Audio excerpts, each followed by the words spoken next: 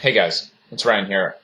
I wanted to point out a quick tip on something that was recently brought up. I was talking with somebody about their recruiting in network marketing, and he was actually saying, I was actually talking to him about a business. He said, I love network marketing. I love the idea of the business. I'd love to be able to build a business, but I got to be honest, Ryan, I've never been good with follow-up. And I thought, wow, that's pretty simple. It's because you're not organized. And if you haven't heard this before, I'm sure that you have, but I'm going to say it anyway, is the fortune is in the follow-up.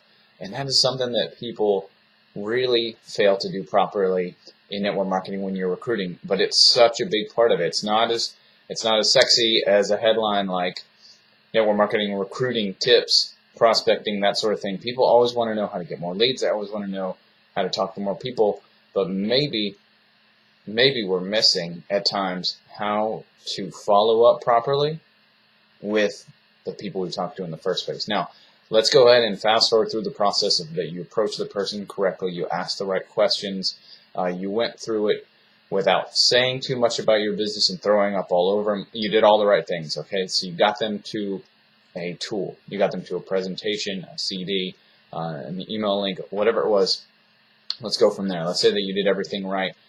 Now, how do we follow up properly? Well, the very first thing you should do is after you get them to look at your tool, whatever it was, presentation, like I said, email, make sure that you're setting a time to follow up with them, okay? And ask them, when do you think you'll have time to look at this for sure, okay? And then put that down on a calendar. I've talked about this before, that you have to have some kind of calendar, whether you want to use Gmail, whether you want to use Outlook, whatever it is on your computer, something that pops up in front of your face so that you know you have to call them. And you need to call them when you set that time. Say it was 7 o'clock on a Tuesday. That's when you're following up.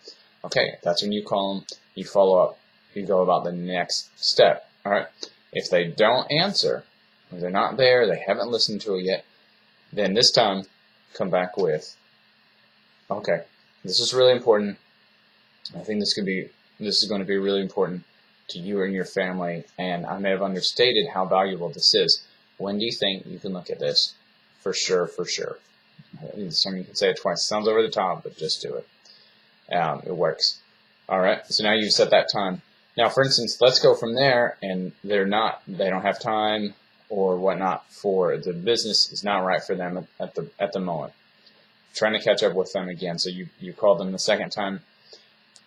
What I like to do is use email, and I've talked before about email automation, but this is really, really smart, is ask somebody in your company. If you don't have this, you may have to do it yourself. We've got templates out there on how to do this, but create about 5 emails that follow up with people, and then set dates to send them. Okay, send them information that is more about your company. When you started the process and you found out what it was is important, whether it was the product that attracted them, whether it was the business, the freedom, whatever it was that was kind of their hot button. Hopefully you found out what it was.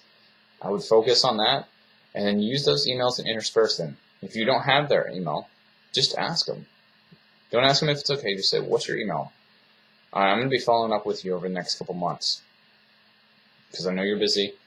I'm going to be following up with you over the next couple months and let you know where we're at and why this is so amazing. Okay? People let life get in the way, or let's say life gets in the way.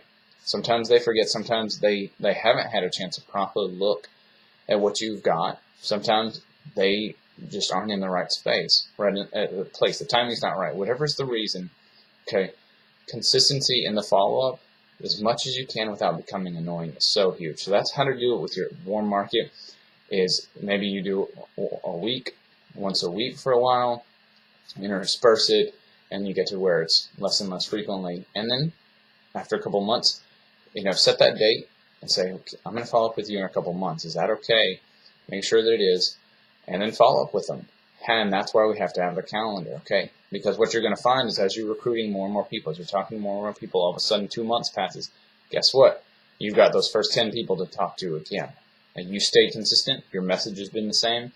Now it's so much more powerful than just an intermittent phone call. So we're mixing the media. All right, guys? If you need to watch this again, rewind it. It's YouTube. You should be able to. But I hope you got something out of this. This has worked for me, and it is so amazing and so powerful, and we forget it so often. All right, guys. Have a great weekend. It's Saturday when I'm recording this, so that's what I'm thinking about that. And I will talk to you again soon. You want to know how to get 20, 30, 50 leads a day coming into you, more people to talk to, just click the link below. You're going to get my free training there. All right, thanks.